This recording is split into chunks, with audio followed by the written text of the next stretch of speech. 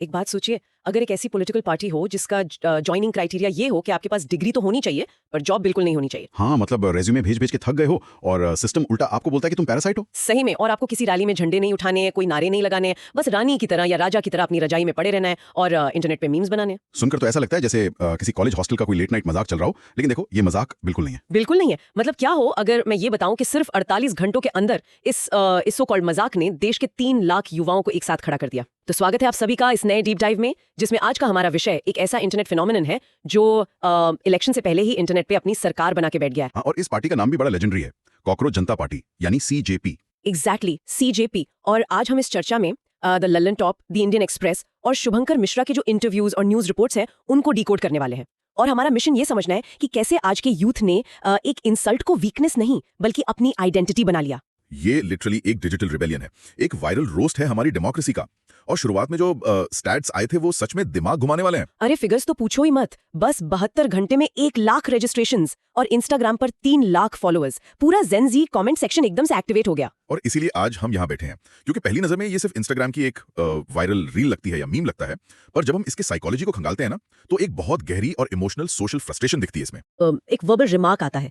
उन्होंने उन लोगों के लिए जो फेक डिग्रीज यूज करके प्रोफेशंस में आते हैं, उनके लिए कॉकरोच और पैरासाइट जैसे वर्ड्स का इस्तेमाल किया था, जो कि टेक्निकली एक स्पेसिफिक ग्रुप के लिए था। लेकिन इंटरनेट का सीन ही ऐसा है ना, क्लैरिफिकेशन हमेशा बैलगाड़ी पे आता है और जो इंसल्ट होती है वो बुलेट ट्रेन की तरफ फैलती है। सही बात है। मतलब बाद में क्लैरिफिकेशन आया भी कि उनका इशारा बेरोजगार युवाओं की तरफ बिल्कुल नहीं था, पर तब तक तीर निकल चुका था। यूथ ने इसको एकदम पर्सनली ले लिया। और क्यों ना लें, मतलब एक तो वैसे ही जॉब नहीं है, ऊपर से आप ऐसी भाषा सुनोगे तो सेल्फ रिस्पेक्ट पे हिट तो करेगा ही। बिल्कुल करेगा। जिन्होंने लोन लेके पढ़ाई की है उनको लगा कि यार सिस्टम हमें पैरासाइट समझता है क्या। और इसी गुस्से के बीच एंट्री होती है एक्स पर, जिसे पहले ट्विटर कहते थे, अभिजीत दिपके की। 30 साल के हैं और फिलहाल बॉस्टन यूनिवर्सिटी से पब्लिक रिलेशंस में मास्टर्स कर रहे हैं। हाँ, तो अभिजीत ने बहुत ही एक स्ट्रेटेजिक मूव चला। उन्होंने एक सिंपल सा पोस्ट किया और एक सवाल पूछा कि क्या हो अगर सारे कॉकरोच एक साथ आ जाएं। और इस सवाल ने तो आग ही लगा दी। उन्होंने AI से बना एक पोस्टर डाला और साथ में एक गूगल फॉर्म का लिंक चिपका दिया। मैं जब ये रिपोर्ट्स पढ़ रही थी तो मैं हैरान थी कि कुछ ही घंटों में उस फॉर्म पर 5-6 हजार रिस्पॉन्सेज आ गए। ये किसी भी बड़ी पॉलिटिकल पार्टी के IT सेल के लिए ना एक केस स्टडी है। बिना किसी PR एजेंसी के, बिना करोड़ों के बजट के, इन लोगों ने सारे मीडिया गेटकीपर्स को बाईपास कर दिया। लेकिन ये हुआ कैसे? एक मीम इतना बड़ा मूवमेंट कैसे बन गया? देखो, इसके पीछे एल्गोरिदम और शेयर्ड ट्रॉमा का एक बहुत डेंजरस मिक्स काम कर रहा है। जब लाखों युवा एक ही लेवल की फ्रस्ट्रेशन झेल रहे होते हैं ना, तो उन्हें बस एक आवाज चाहिए होती है, और अभिजीत ने वो आवाज दे दी। पर कॉकरोच वर्ड ही क्यों? किसी को खुद को कॉकरोच क्यों बोलना है? यही तो मास्टर स्ट्रोक है। सोशियोलॉजी में इसे एक बहुत ही इफेक्टिव स्ट्रेटजी मानते हैं। जब आपका ओपोनेंट आपको कोई गाली दे और आप उसे as a badge of honour पहन लो, तो आपने उसकी गाली की ताकत ही खत्म कर दी। अरे हाँ, ये तो वही बात हुई जैसे स्पोर्ट्स में स्लेजिंग को कोई खिलाड़ी अपनी ताकत बना ले। सामने वाला बोल रहा है तुम पैरासाइट हो और तुम बोल रहे हो हाँ भाई हम है पैरासाइट, अब बताओ। एग्जैक्टली, सामने वाले का तो मुंह ही बंद हो जाएगा ना।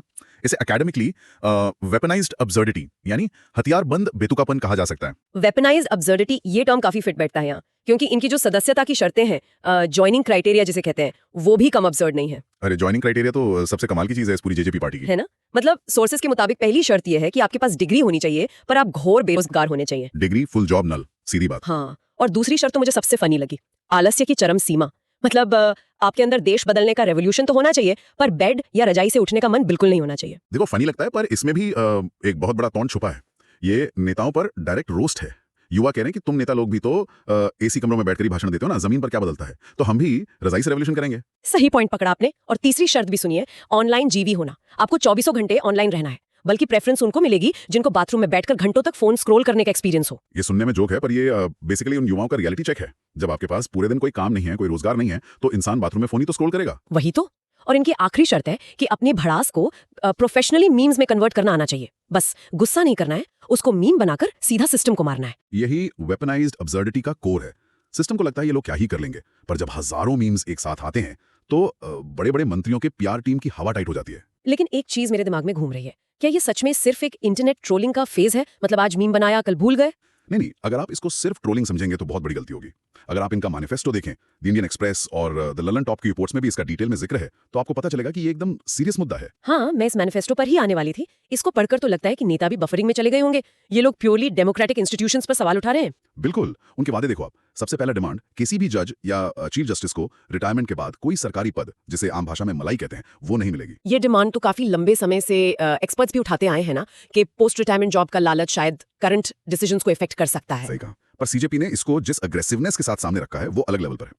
फिर उनका दूसरा वादा देखो जो इलेक्शन कमीशन पर है। ओ वो यूएपीए वाला। हाँ। हाँ वो तो मुझे लिटरली थोड़ा एक्सट्रीम लगा। उनका कहना है कि अगर एक भी वैलिड वोट लिस्ट से डिलीट होता है तो चीफ इलेक्शन कमिश्नर पर सीधा यूएपीए यानी एंटी टेरर लॉ के तहत एक्शन होना चाहिए। हाँ, अब देखो लॉजिकली और कॉन्स्टिट्यूशनली सीईसी पर यूएपीए लगाना कंप्लीटली एब्सर्ड है, बेतुका है। तो फिर ऐसी डिमांड क्यों? क्योंकि वो सिस्टम को उसकी भाषा में जवाब दे रहे हैं। आज का यूथ इलेक्शन कमीशन जैसी संस्थाओं पर से ट्रस्ट खो चुका है। उन्हें लगता है कि अगर एक नागरिक का वोट छीना जा रहा है तो वो किसी टेरर अटैक से कम नहीं है डेमोक्रेसी के लिए। बाप रे, मतलब गुस्से का लेवल देखिए।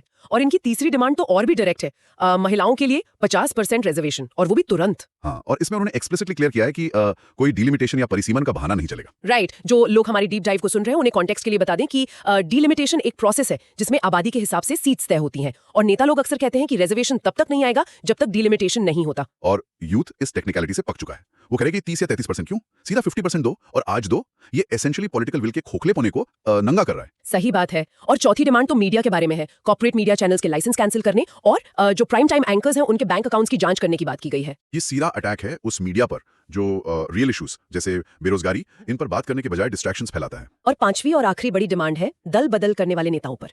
शुभंकर मिश्रा की रिपोर्ट में इसको ट्रांसफर वाला खेला बोला गया था। अगर कोई नेता जीतने के बाद पार्टी बदलता है तो उस पर सीधा 20 साल का बैन। सोचो एक वोटर को कैसा लगता होगा, उसने एक आइडियोलॉजी को वोट दिया और अगले दिन नेता किसी और पार्टी में कॉफी पी रहा है। ये पब्लिक के वोट का डायरेक्ट इंसल्ट है। तो मैनिफेस्टो देख के एक बात तो क्लियर है कि ये लिस्ट किसी स्टैंड अप कॉमेडी की स्क्रिप्ट नहीं है, ये ग्राउंड रियलिटी है। लेकिन इतना उबलता हुआ गुस्सा आया कहां से? सिर्फ एक कोर्ट के रिमार्क से तो ऐसी सुनामी नहीं आती। बिल्कुल नहीं, वो कॉकरोच वाला कमेंट तो बस एक माचिस की तिली थी।